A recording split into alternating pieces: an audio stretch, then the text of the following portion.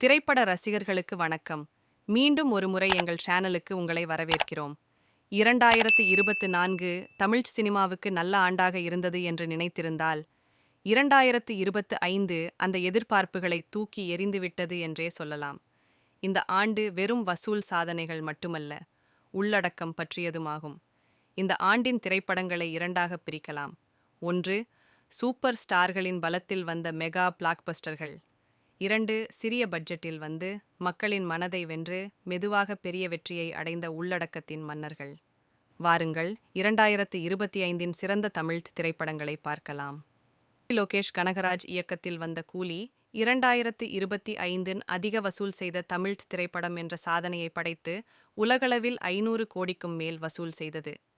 ரஜினியின் பாணி, லோகேஷின் பரபரப்பான ஆக்ஷன் மற்றும் அனிருத்தின் மிரட்டலான பின்னணி இசை என திரையரங்கில் மறக்க முடியாத ஒரு மாஸ் சினிமாவாக இது அமைந்தது. குட்பேட் அக்லி அஜித் இந்த பரபரப்பான ஆக்ஷன் த்ரில்லர் மூலம் வெற்றி கண்டார்.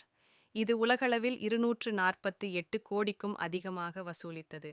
மிரட்டலான சண்டை காட்சிகள் மற்றும் ஒரு மாஜி கடத்தல்காரனை பற்றிய ஒரு விறுவிறுப்பான கதையுடன் ரசிகர்களுக்கு முழு திருப்தியை அளித்தது. திரையில் கொண்டாட்டமாக இது இருந்தது. டிஎன்ஏ ஒரு அதிநவீன, புத்திசாலித்தனமான கிரைம் த்ரில்லராக தனித்து நின்றது.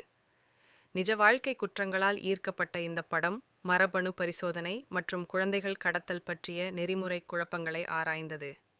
அதன் கூர்மையான திருப்பங்கள் மற்றும் உயர்தர தொழில்நுட்ப திறனுக்காக பாராட்டப்பட்டது. குடும்பஸ்தன் நடுத்தர வர்க்க குடும்பத்தின் இதயத்தை கவர்ந்தது. இது நிதி போராட்டங்கள் மற்றும் குடும்ப பிணைப்புகளை மையமாக கொண்ட எளிமையான, அதே சமயம் உணர்வு பூர்வமாக செழுமையான படம். அதன் இயல்பான நடிப்பு மற்றும் எல்லோரும் தொடர்புபடுத்தக்கூடிய கதை சொல்லல் இது ஒரு மாபெரும் ஸ்லீப்பர் ஹிட் ஆகி நல்ல வருமானத்தை பெற உதவியது. சக்தி திருமகன் விஜய் ஆண்டனி இந்த பரபரப்பான அரசியல் த்ரில்லர் மூலம் இலக்கை அடைந்தார். இது தமிழக அரசியலை சற்று குறைத்து மதிப்பீடு செய்து ஒரு புதிய துணிச்சலான கதையை வழங்கியது. திரையரங்குகளில் இதன் ஓட்டம் மெதுவாக இருந்தாலும் ஓடிடி வெளியீட்டிற்கு பிறகு மிகவும் பெரிய வெற்றியாகவும் பேசுபொருளாகவும் மாறியது. டியூட் ஒரு வெற்றிகரமான இளைஞர்கள் காதல் நகைச்சுவை படமான இது அதன் நகைச்சுவையான மற்றும் வசீகரமான கதைக்களத்தால் ஜென்சி ரசிகர்களிடம் ஆழமாக எதிரொலித்து வெற்றி பெற்றது. ரெட்ரோ கார்த்திக் சுப்ராஜ் இயக்கத்தில் சூர்யா நடித்த இந்த பீரியட் ஆக்ஷன் நாடகம் 1980களை பின்னணியாக கொண்டது.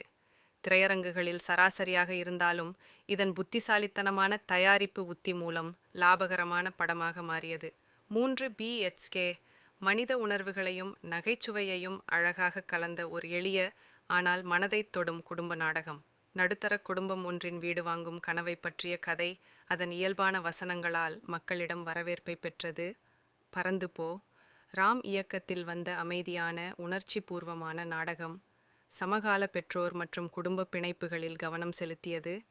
அதன் வலுவான உணர்ச்சி தாக்கத்திற்காக விமர்சன ரீதியான பாராட்டுகளை பெற்றது. இந்த 2025 திரைப்படங்களில் உங்களுக்கு பிடித்தது எது? கீழே உள்ள கருத்துக்களில் எங்களுக்கு தெரியப்படுத்துங்கள். மேலும் தென்னிந்திய சினிமா பற்றிய ஆழமான தகவல்களுக்கு லைக் செய்து சப்ஸ்கிரைப் செய்யுங்கள்.